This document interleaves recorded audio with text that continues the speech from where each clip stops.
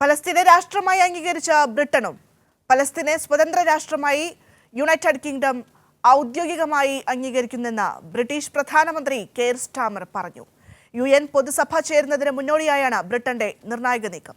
ജിബിൻ ചേരുന്നുണ്ട് വാർത്തയുടെ വിശദാംശങ്ങളുമായി. ജിബിൻ, ഈ പലസ്തീൻ ജനതയുടെ ഒരു ഭാവി സുരക്ഷിതമാക്കുന്നതിന് വേണ്ടിയാണ് ഇത്തരത്തിലൊരു നിർദ്ദേശം മുന്നോട്ട് വെച്ചിട്ടുള്ളത് ഇപ്പോൾ ബ്രിട്ടൻ പ്രധാനമന്ത്രി. ഏതായാലും നേരത്തെ ഓസ്ട്രേലിയയും ഒപ്പം തന്നെ കാനഡയും ഒക്കെ തന്നെ പലസ്തീനെ രാഷ്ട്രമായി അംഗീകരിച്ചിരുന്നു. മാത്രമല്ല ജിബിൻ, ഇവിടെ ശ്രദ്ധിക്കേണ്ട മറ്റൊരു പ്രധാനപ്പെട്ട കാര്യം എന്ന് പറയുന്നത്, കഴിഞ്ഞ കുറച്ച് ദിവസങ്ങൾക്ക് മുൻപാണ് ഇസ്രായേൽ പ്രധാനമന്ത്രി ബെഞ്ചമിൻ നെതന്യാഹു പറഞ്ഞത് പലസ്തീനെ രാഷ്ട്രമായി കാണാൻ സാധിക്കില്ല, അല്ലെങ്കിൽ രാഷ്ട്രമാക്കില്ല എന്ന രീതിയിലേക്ക് അദ്ദേഹത്തിന്റെ ഒരു പ്രതികരണം ഉണ്ടായിരുന്നു. അത്രമാത്രം ക്രൂരമായി പലസ്തീൻ്റെ അടുത്ത് പെരുമാറുന്നു എന്നുള്ളതാണ് ഇതിലെ ഏറ്റവും പ്രധാനപ്പെട്ട കാര്യം. എങ്ങനെയാണെങ്കിലും ഇപ്പോൾ ബ്രിട്ടൻ കൂടി പലസ്തീൻ അംഗീകരിക്കുമ്പോൾ ഇനിയിപ്പോൾ ഒറ്റപ്പെട്ട് നിൽക്കുന്നു ഇസ്രായേൽ എന്നുള്ളത് വളരെ വ്യക്തമാകുന്ന ഒരു കാര്യമാണ്. എങ്ങനെയാണ് നീക്കങ്ങൾ? തീർച്ചയായും തന്നെ ഭദ്ര, നിലവിലെ സാഹചര്യത്തിൽ ഗാസയിൽ ഇസ്രായേൽ കരയുദ്ധം ആരംഭിച്ചതിന് പിന്നാലെ വലിയ തോതിലുള്ള ആക്രമണ പരമ്പരകൾ ഇസ്രായേൽ ഗാസയിൽ നടത്തുന്ന ഒരു സാഹചര്യമാണ് ഉണ്ടാകുന്നത്. നിരവധി മരണങ്ങൾ, കുഞ്ഞുങ്ങൾ ഉൾപ്പെടെ മരണപ്പെടുന്ന ഒരു സാഹചര്യത്തിലേക്ക്, രൂക്ഷമായ പ്രതിസന്ധിയിലേക്ക്, ഭക്ഷ്യക്ഷാമത്തിലേക്കൊക്കെ തന്നെ വീണ്ടും ഗാസ കൂടുതൽ കടന്നു പോകുന്ന ഒരു സാഹചര്യത്തിൽ കൂടിയാണ് ഇത്തരത്തിലുള്ള പ്രഖ്യാപനങ്ങളുമായി രാജ്യങ്ങൾ തന്നെ രംഗത്ത് വരുന്നത്. നിലവിലെ സാഹചര്യത്തിൽ ബ്രിട്ടൻ്റെ നീക്കം ഏറെ നിർണായകമായി തന്നെ നമുക്ക് പറയാൻ സാധിക്കും. അത് UN പൊതുസഭ ചേരുന്നതിന് മുന്നോടിയായാണ് ഇത്തരത്തിലൊരു പ്രഖ്യാപനം നടത്തിയിരിക്കുന്നത്. ബ്രിട്ടൻ പറയുന്നത് നിലവിലെ സാഹചര്യത്തിൽ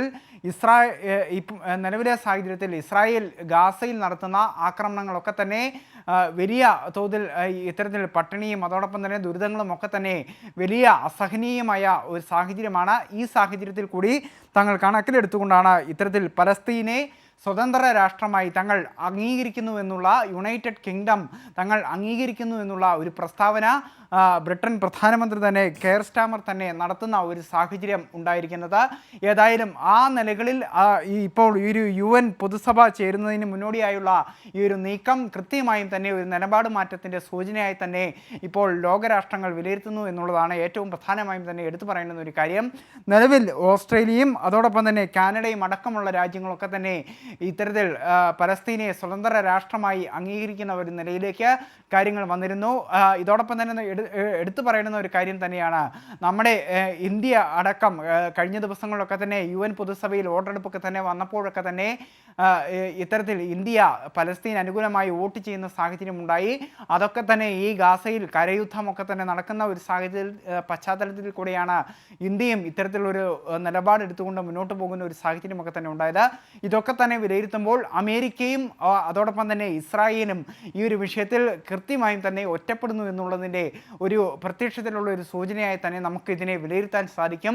അമേരിക്ക പല ഘട്ടങ്ങളിലായി ഇസ്രായേലിന് പിന്തുണ പ്രഖ്യാപിച്ചുകൊണ്ട് രംഗത്ത് വരികയും ഇസ്രായേലിന് വേണ്ട സഹായങ്ങൾ, ഗാസയ്ക്കെതിരായ ആക്രമണത്തിലൊക്കെ തന്നെ വേണ്ട സഹായങ്ങൾ നൽകുകയും ഒക്കെ തന്നെ ചെയ്യുന്ന ഒരു നിലയൊക്കെ തന്നെ നമുക്ക് കാണാവുന്നതാണ്. ആ നിലയിൽ കൂടി നമ്മൾ പരിശോധിക്കുകയാണെങ്കിൽ ഇസ്രായേലും അമേരിക്കയും ഈ ഒരു വിഷയത്തിൽ പൂർണ്ണമായും ഒറ്റപ്പെടുന്നു. ലോകരാജ്യങ്ങളുടെ മുൻപിൽ ഇസ്രായേലും അമേരിക്കയും പൂർണ്ണമായും ഒറ്റപ്പെട്ടുകൊണ്ടും നാണം കെടുന്ന ഒരു സാഹചര്യത്തിലേക്ക് ഈ കാര്യങ്ങളൊക്കെ തന്നെ പോവുകയും ചെയ്യുന്നു എന്നുള്ളതാണ് നമുക്ക് മനസ്സിലാക്കാൻ സാധിക്കുന്നത്. ഭദ്ര. ശരി ജിബിൻ.